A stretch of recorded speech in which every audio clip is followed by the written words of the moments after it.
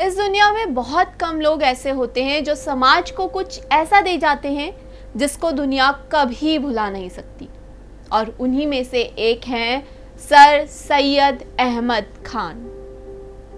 एक छोटा सा मदरसा जो हम खोलने जा रहे हैं एक दिन आलीशान यूनिवर्सिटी बनेगा।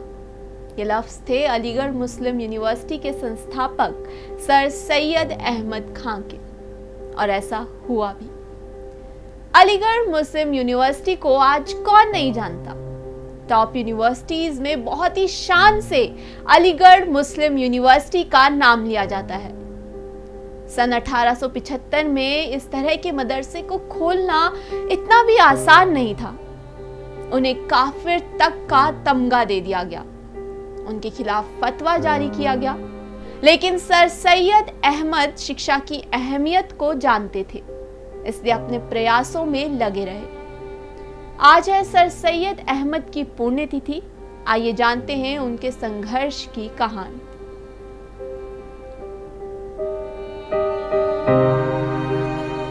सैयद अहमद खान मानते थे कि हिंदुस्तान के मुसलमानों की खराब हालत की वजह सिर्फ उनकी अशिक्षा नहीं, बल्कि ये भी है कि उनके पास नए जमाने की तालीम नहीं है। लिहाजा वे इस दिशा में कुछ विशेष करने की लगन के साथ जुट गए। उनके इस लगन का हासिल ये हुआ कि जहां भी उनका तबादला होता वहां वे स्कूल खोल देते। मुरादाबाद में उन्होंने पहले मदरसे खोले, पर जब उन्हें लगा कि अंग्रेजी और विज्ञान पढ़े बिना काम नहीं चलेगा, तो उन्होंने मुस्लिम बच्चों को मॉडर्न एजुकेशन देने के लिए स्कूलों की स्थापना की। फिर उनका तबादला अलीगढ़ हो गया। वहां जाकर उन्होंने साइंटिफिक सोसाइटी ऑफ अलीगढ़ की स्थापना की। हिंदुस्तान भर के मुस्लिम विद्वान अलीगढ़ आकर मजलिसें करने लगे और शहर में अदबी माहौल पनपने लगा। उन्होंने तहजीब उल अखलाक एक जर्नल की स्थापना की। इसने मुस्लिम समाज पर खासा असर डाला और यह आधुनिक उर्दू साहित्य की नींव भी बना। मौलाना आजाद ने कभी कहा था कि उर्दू शायरी का जन्म लाहौर में हुआ है, पर अलीगढ़ में इसे पनपने का माहौल मिला। इससे हम समझ सकते हैं कि सैयद अहमद खान का योगदान कितना बड़ा रहा है। ईस्ट इंडिया कंपनी में बतौर क्लर्क नौकरी करते हुए सैयद अहमद खान ने 1857 के गदर पर अपनी किताब असबाबे बगावते हिंद में सीधे तौर पर अंग्रेजों को जिम्मेदार ठहराया था। जहां एक बात समझने वाली है कि अंग्रेजों को लगता था कि बगावत की आग मुगल दरबार में ऊंचे ओहदों पर बैठे मुसलमानों ने लगाई है। सैयद ने अंग्रेजों पर हिंदुस्तानी संस्कृति की अनदेखी करने का और रियासतों को हड़पने का इल्जाम लगाया। सैयद अहमद खान ने अंग्रेजी की कई किताबों का उर्दू और फारसी में तर्जुमा करवाया। इस्लाम की कुरीतियों पर छेनी चलाई। वे काफिर कहलाए गए। उनके सिर पर फतवा जारी हुआ। इन सब को दरकिनार करते हुए वो सिर्फ एक ही बात बोलते, जो चाहे मुझे नाम दो, कोई परवाह नहीं, अपनी औलादों पर रहम खाओ, स्कूल भेजो वरना पछताओगे।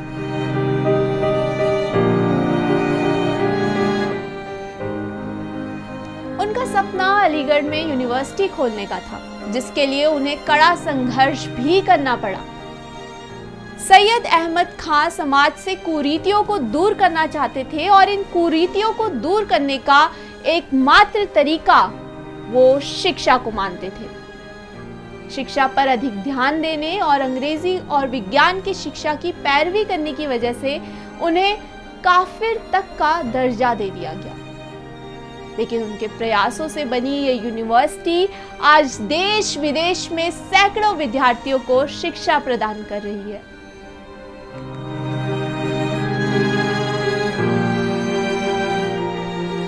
एमएमयू से शिक्षा प्राप्त कर चुके विद्यार्थी राष्ट्रपति, उपराष्ट्रपति के साथ साथ दूसरे देशों में भी सत्ता की शीर्ष भूमिका तक पहुंचे हैं।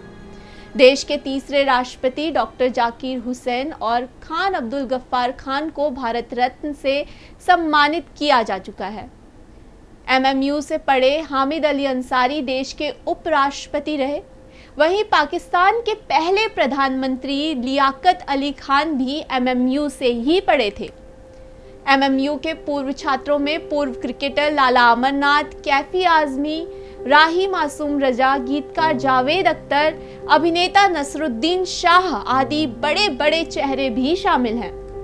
एक जमाने में इसे भारत का कैम्ब्रिज विश्वविद्यालय भी कहा जाता था। ब्रिटिश राज के समय कैम्ब्रिज विश्वविद्यालय की तर्ज पर बनाया गया ये पहला उच्च शिक्षण संस्थान था। इसकी स्थापना 1857 के दौर के बाद भारतीय समाज की शिक्षा के क्षेत्र में पहली उपलब्धि मानी जाती है। 1967 में अजीज पाशा नामक व्यक्ति की याचिका पर सुप्रीम कोर्ट ने एमएमयू को अल्पसंख्यक संस्थान मानने से मना कर दिया था, लेकिन बाद में 1981 में तत्कालीन केंद्र सरकार ने फिर से कानून में संशोधन किए और विश्वविद्यालय का अल्पसंख्यक दर्जा बहाल कर दिया। कई बार इसके नाम और दर्जे को बदलने की मांग भी उठती रही। हालांकि इलाहाबाद हाई कोर्ट ने 2005 में एमएमयू को अल्पसंख्यक का दर्जा देने वाला कानून रद्द कर दिया और कहा कि अजीज पाशा मामले में सुप्रीम कोर्ट का फैसला ही सही है। संसद ने 1951 में एएमयू संशोधन एक्ट पारित किया, जिसके बाद इस संस्थान के दरवाजे गैर मुसलमानों के लिए भी खोले गए। विश्वविद्यालय के कई कोर्स में सार्क और राष्ट्रमंडल देशों के छात्रों के लिए सीटें आरक्षित हैं। एमएमयू में औसतन हर साल लगभग 500 विदेशी छात्र एडमिशन लेते हैं। यह केंद्रीय विश्वविद्यालय कुल 467.6 हेक्टेयर जमीन में फैला हुआ है। विश्वविद्यालय की मौलाना आजाद लाइब्रेरी में 13.50 लाख पुस्तकों के साथ तमाम दुर्लभ पांडुलिपियां भी मौजूद हैं।